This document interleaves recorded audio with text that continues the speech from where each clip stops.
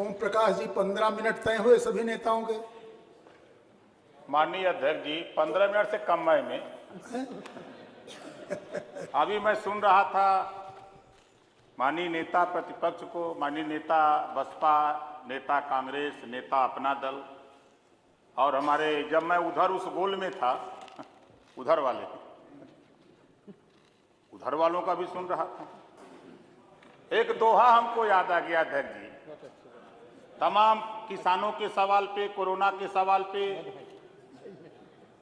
और तमाम बिंदुओं पे चर्चा हुई, लेकिन मैंने ये पढ़ा, देखो खाता न बही बीजेपी जवन कहे वह सही। खाता न बही अध्यक्ष जी, खाता न बही जवन बीजेपी कहे वह सही। 1 से लेके 8 तक महामहिम राज्यपाल महोदया के अभिभाषण में 1 से लेके 8 तक निःशुल्क शिक्षा की बात आई। हम उसका स्वागत करते हैं और बराबर करते रहेंगे, लेकिन कक्षा 8 के बाद वो क्या करेगा? मजदूरी करेगा कि क्या करेगा? जीवन भर वो टाट पे ही पढ़ेगा? क्या उसके बैठने के लिए कुर्सी और बेंच की व्यवस्था नहीं हो सकती? क्या इस पे ध्यान नहीं है किसी का? हमारे बैठे हुए सदन में जितने भी माननीय लोग हैं,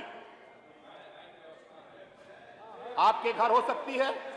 अरे मैं प्राइमरी में हूं, मान्यवर उससे बतियाइएगा जो न जानता हो, वो न जानता हो। चलो मेरे साथ आप,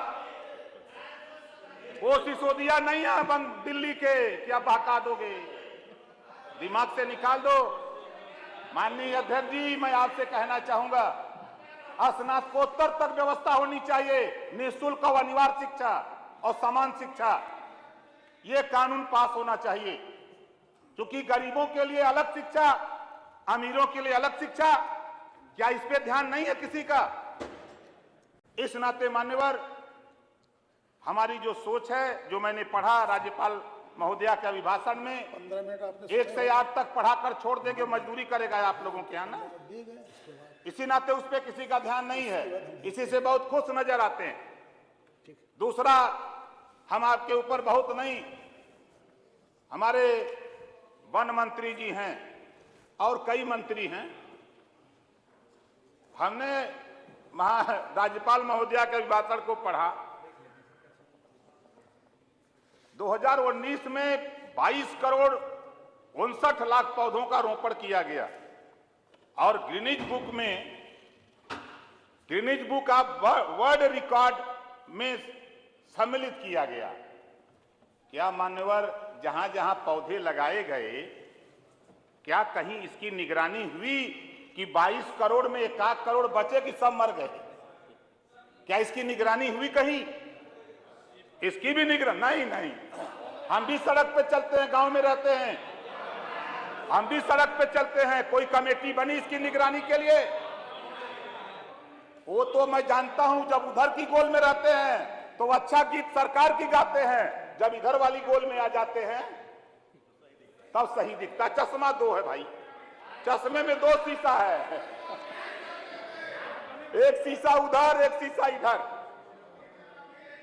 नहीं, मैं कभी नहीं करता था महोदय, मैं पहली बार आया हूं, ये दिमाग में रख लीजिए, मैं पहली बार आया हूं सदन में और सच्चाई से कह रहा हूं।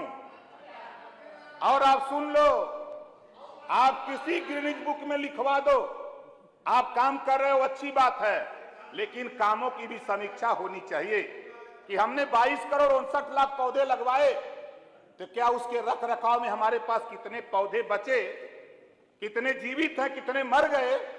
इसका आंकड़ा इस बुकलेट में नहीं है। हमारे पास जो बुकलेट है तो उसको भी उसमें आना चाहिए। वो सरकार का काम है, हमारा काम नहीं है, उसको आना चाहिए था।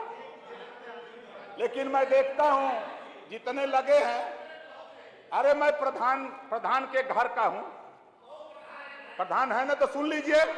प्रधान की हालत यह है कि वन विभाग पेड़ दे देता है, फ्री में लोग ले जा करके झुरवा देते हैं या खुरपी से खन के गाड़ देते हैं, उसके बाद वो सूख जाता है। यही इतिहास है, पढ़ लीजिएगा, पढ़ लीजिएगा इतिहास।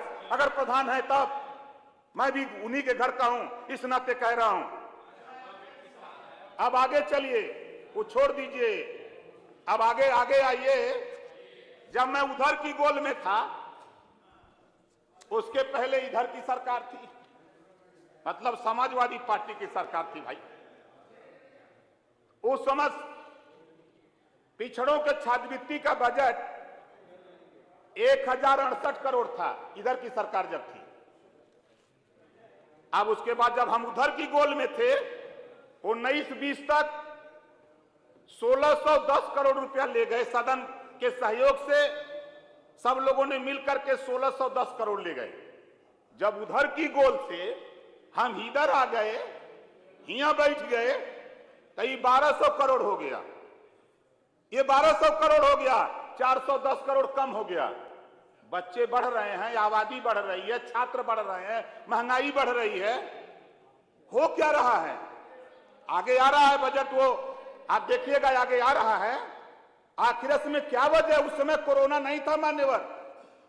जब ये बजट 1610 करोड़ था तब कोरोना नहीं था, 20-21 में कोरोना नहीं था। फिर वही बात आप करते हैं, एक बजट नहीं।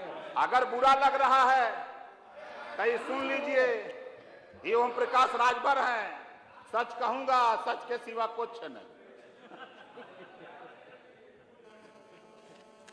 1200 करोड़ हो गया, 410 करोड़ कम। अगला बजट अब कब आ रहा है उसको जरा पढ़ ले, तब बताएं क्या हाल होने वाला है। हमको नहीं लगता है कि 1200 से कोई इंच बढ़ेगा, 1 इंच भी नहीं बढ़ेगा। इस पे जरा ध्यान करिएगा, ये बजट कम क्यों हो रहा है पिछड़ों के साथ। और वहीं पर हम आपसे अधिष्ठाता महोदय कहना चाहूंगा, एक बड़ी विषम परिस्थिति सरकार के पिछले कार्यकाल में हुई है। वो ये कार्यकाल है कि अभी 69,000 शिक्षक भर्ती हुई है जिक्र उसमें। स्क्रीनिंग परीक्षा का श्रेणीवार कट ऑफ अंक निम्नवत है। अब देखिए तमाशा, पिछड़ों के साथ, दलितों के साथ कितना बड़ा धोखा हो रहा है सदन में। सामान्य वर्ग का 64%, सामान्य वर्ग का कट ऑफ 64%, पिछड़ा वर्ग का कट ऑफ 87% और अनुसूचित जाति का कट ऑफ 81%। वाह भाई वाह, मतलब कि सबसे कमजोर पढ़े में सामान्य वर्ग बा। पिछड़ों के साथ 87% कट ऑफ। इस आधार पे धोखा, 69,000 में 14,000 पद ले लिया। कौन ले लिया? बीजेपी के लोगों ने नहीं दिया।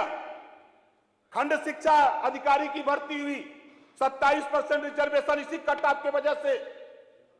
हमारा हिस्सा होता 27% रिजर्वेशन से 83 नहीं मिला, खत्म कर दिया। एक धोखा हो रहा है पिछड़ों के साथ।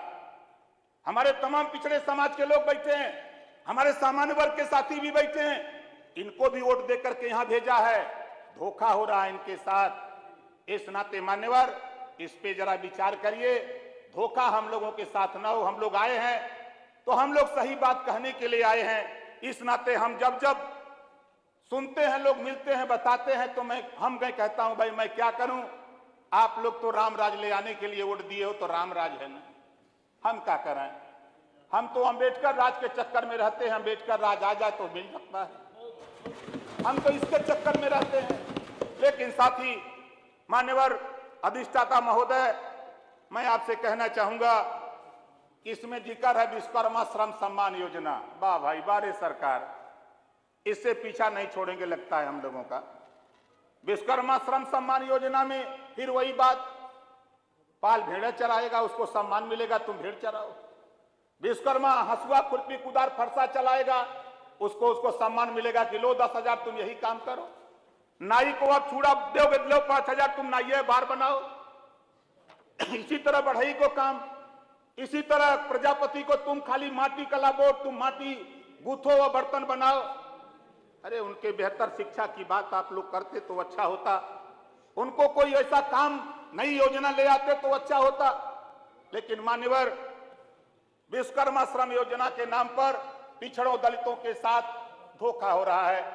इससे निजात कैसे मिले, हम आपसे उम्मीद करेंगे कि इस पे माननीय नेता सदन से भी इस पे कुछ हम लोगों को ऐसी व्यवस्था दे। इस पुराने काम से जो हमारा बाप मजदूरी किया, हम भी मजदूरियां करेंगे। हम अगर रुखान वसूला चलाए तो हम रुखाना वसूला चलाते रहेंगे।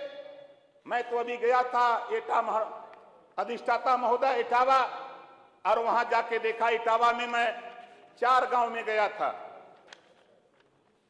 एक गांव है, ग्राम पंचायत है कृपालपुर, विकासखंड बसरेहर, जनपद इटावा, आबादी है 7,000, वोटर हैं 4,000, जाति है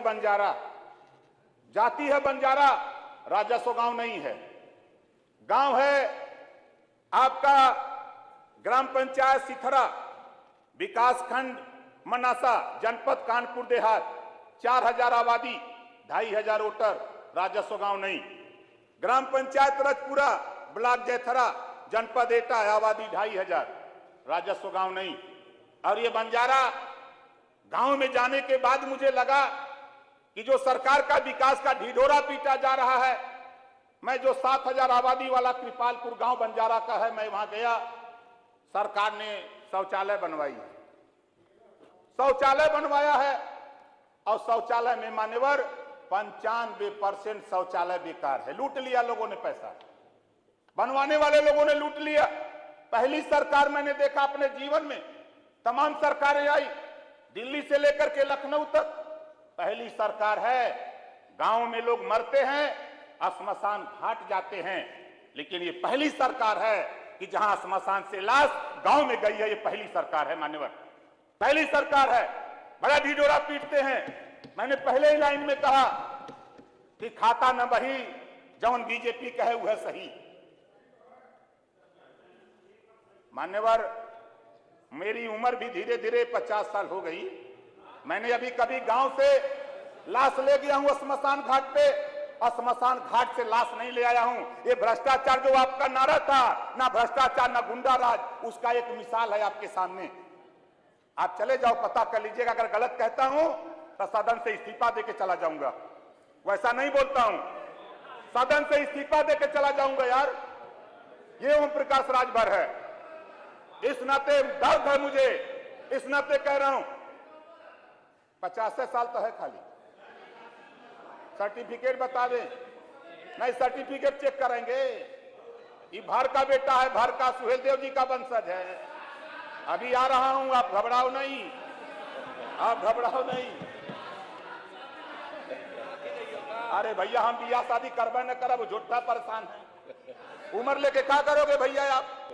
हम 50 साल हो गए हैं भैया। नहीं, अब कहवा रहे हो तब कह रहे हैं, हम थोड़ा कह रहे हैं। नहीं, आप देखो मान्यवर, मैं इधर आना चाहता हूं। अभी एक महामहिम राज्यपाल महोदय का अभिभाषण में एक चर्चा आई, महाराजा सुहेल देव। चर्चा आई कि देश के प्रधानमंत्री माननीय नरेंद्र मोदी जी ने महाराजा सुहेल देव जी की 40 फुट मूर्ति लगाने की घोषणा किया। हम उसका स्वागत करते हैं। स्वागत करता हूं इस नाते कि मैं सदन के माध्यम से बताना चाहता हूं।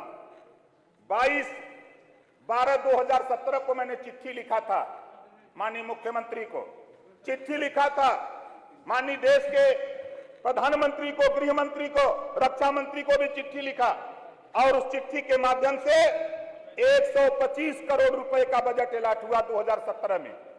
चिट्ठी मेरे पास है, और इस बजट 17 में अलॉट होता है, उसको इसी तरह पेंडिंग में रख दिया जाता है, क्योंकि उस गोल से मैं इस गोल में आ गया। अब उसके बाद महाराजा सुहेल देव की मूर्ति लगाने की घोषणा होती है, लेकिन जब गुजरात में सरदार वल्लभ भाई की मूर्ति लगती है तो लिखा जाता सरदार वल्लभ भाई पटेल।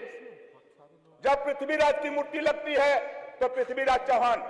मुगल सराय स्टेशन का नाम बदला जाता है, तब लिखा जाता है पंडित दीनदयाल के नाम के आगे लिखा जाएगा पंडित दीनदयाल उपाध्याय।